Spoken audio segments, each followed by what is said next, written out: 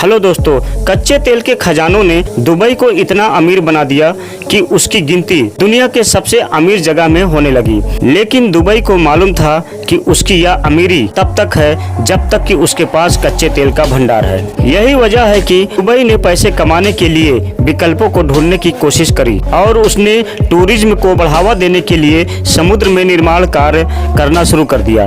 Dubai ने अपने समुद्री इलाके में ऐसे मानव निर्मित टापू बना दिए जिसे देखकर आज पूरी दुनिया हैरान है। उन टापू को देखने और उन पर बसने के लिए पूरी दुनिया भर के लोग हर साल आते रहते हैं। इन टापू में से एक है दुबई में बना दुनिया का सबसे बड़ा मानव निर्मित टापू, जिसका नाम है पाल्म जुमेराह, जहां एक छोटे से घर खरीदने के लिए शाहरुख खान ने 200 करोड़ से ज्यादा खर्च कर दिए। लेकिन दुबई ने जो किया उसके लिए प्रकृति ने उससे बदला लेना शुरू कर दिया है। और आज इस वीडियो में हम जानेंगे कि कैसे दुबई ने विश्व का सबसे बड़ा मानव निर्मित टापू बनाया। दोस्तों, आपके लिए लाइक शेयर करना बिल्कुल फ्री है, पर यह हमारे लिए बहुत कीमती है। दोस्तों, ये हमारे मनोबल को बढ़ाता है, तो प्लीज दोस्तों हमारे वीडियो को लाइक शेयर करके सब्सक्राइब जरूर करिए। दोस्तों, यह तो आप जानते होंगे कि खाड़ी देशों के पास जितना भी धन है, वही दूसरी तरफ ट्रांसपोर्टेशन सिस्टम अब पेट्रोल को छोड़ इलेक्ट्रॉनिक के पीछे भाग रहा है। न जाने कितनी कंपनियां हैं जो कि इलेक्ट्रॉनिक कार और बाइक को सड़क पर उतारना शुरू कर दिया है।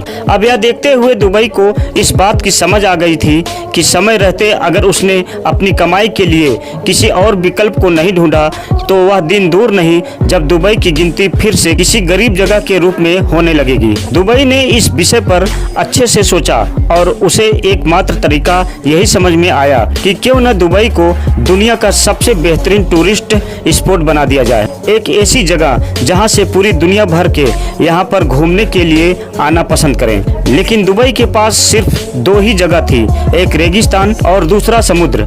दुबई ने पूरी दुनिया से अलग सोचते हुए रेगिस्तान की जमीन को छोड़कर अपने समुद्री इलाकों को इस्तेमाल करने का सोचा और 1990 के दशक में ही समुद्र के ऊपर मानव निर्मित टापू बनाने की योजना बना ली। समुद्र के लहरों के बीच इंसान के रहने के लिए किसी टापू को बनाना कोई छोटा मोटा काम नहीं था। इसके लिए दुनिया के सबसे बेहतरीन इंजीनियर्स की टीम को इस प्रोजेक्ट में शामिल किया गया। आपको जानकर हैरानी होगी कि समुद्र के बीचों बीच बने इतने भारी टापू की नींव को मजबूत बनाने के लिए किसी भी तरह के स्टील या सीमेंट का इस्तेमाल नहीं किया गया है। इंजीनियर्स की टीम ने इस द्वीप का आधार रेत और चट्टानों के साथ बनाया है और यह वही चट्टानें हैं जो हमारे देश के छतरपुर में पाए जाते हैं, जिसे हम ग्रेनाइट के नाम से भी जानते हैं। दरअसल जब पाल्म जुमेराह को बनाने का फैसला लिया गया तब विशेषज्ञों ने भी यह कहा कि पाम टापू की नींव के लिए ऐसे पत्थरों का उपयोग करा जाएगा जो पत्थर पानी में भी खराब न हो। जिसके बाद इंजीनियर्स ने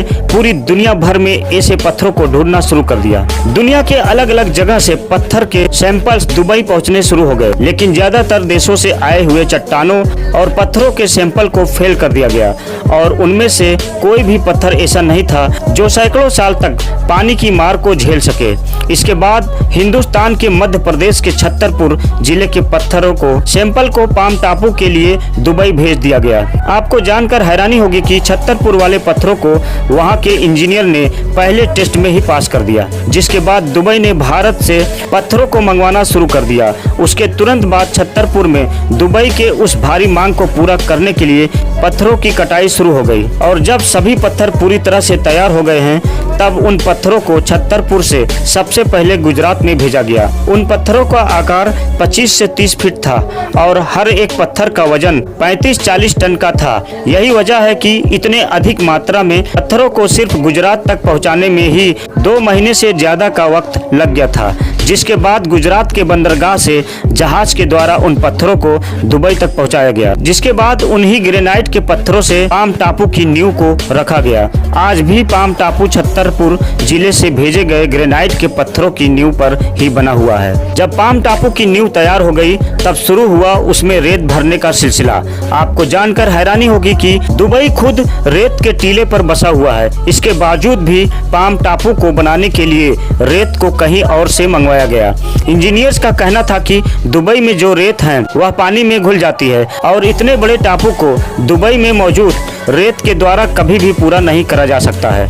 जिसके बाद फारस की खाड़ी से रेत निकालने का फैसला किया गया और फिर 120 मिलियन क्यूबिक मीटर रेत को फारस की खाड़ी से बाहर निकाला गया। फारस की खाड़ी से रेत निकालने के बाद संयुक्त अरब के हजारों पहाड़ों से 70 लाख टन से ज्यादा पहाड़ी चट्टानों को खोदकर निकाला गया, यानी 120 मिलियन क्यूबिक मीटर रेत और 70 लाख से भी ज्यादा चट्टानों को भरकर समुद्र के भीतर एक जमीन तैयार कर दी। आसान शब्दों में कहें तो यह चट्टानें और रेत इतना ज्यादा हो गया कि आप पृथ्वी की गोलाई पर 2 मीटर ऊंची दीवार 3 बार बनाई जा सकती है। इंजीनियर्स बताते हैं कि जब इस द्वीप का निर्माण शुरू हुआ तो सबसे पहले 11 किलोमीटर लंबा इसका चांद जैसा बाहरी हिस्सा बनाया गया ताकि अंदर का पाम टापू समुद्र की लहरों और तेज हवा को सहन कर सके।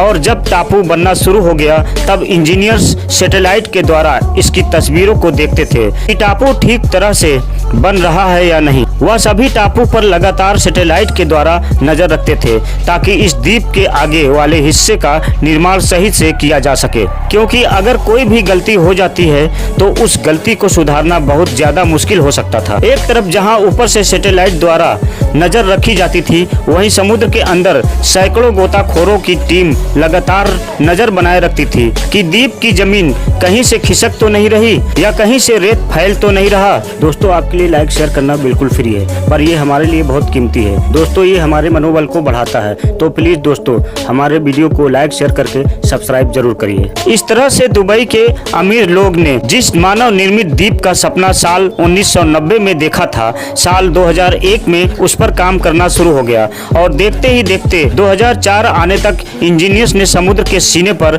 एक नया घर कायम कर दिया था और उस पर फ्लैट बिकने शुरू हो गए थे। जिसके बाद उस मानव निर्मित द्वीप पर साल 2006 में बिल्डिंग बनाने का काम शुरू हुआ और साल 2007 में उस द्वीप पर पहला व्यक्ति आकर बस गया। अब तक उस द्वीप पर 20 साल का समय बीत चुका है। वह द्वीप पूरी दुनिया के लिए किसी आश्चर्य से कम नहीं है, क्योंकि पूरी दुनिया में ऐसा मानव द्वीप कहीं पर भी नहीं है।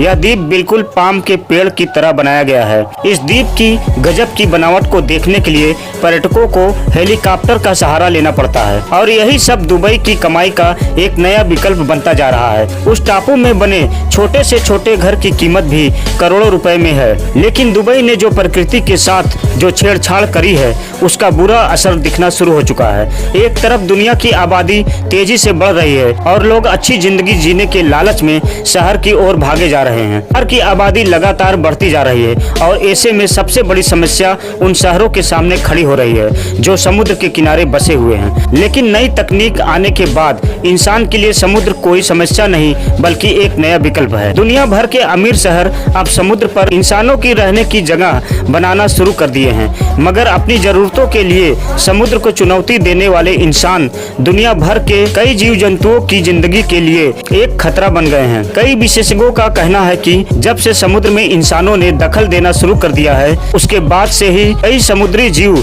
विलुप्त होने के कगार पर पहुंच गए हैं। दुबई का पाल्म जुमेराह चाहे जितना भी मजबूत बनाया गया हो, लेकिन यह लगातार पानी में डूबता जा रहा है। दुनिया भर के कई इंजीनियर्स का कहना है कि पाम टापू हर साल 0.2 इंच के दर से समुद्र में डूबता जा रहा है और वही दूसरी तरफ इतने अधिक दबाव की वजह से जब भी कभी समुद्र के अंदर की जमीन हिलेगी तो पता नहीं उस वक्त उस द्वीप पर रहने वाले इंसान के साथ क्या होगा। दोस्तों, यह वीडियो आपको कैसी लगी और इंसानों के द्वारा समुद्र पर बनाए गए टापू के बारे में आप क्या सोचते हैं, हमें कमेंट करके जरूर बताएं।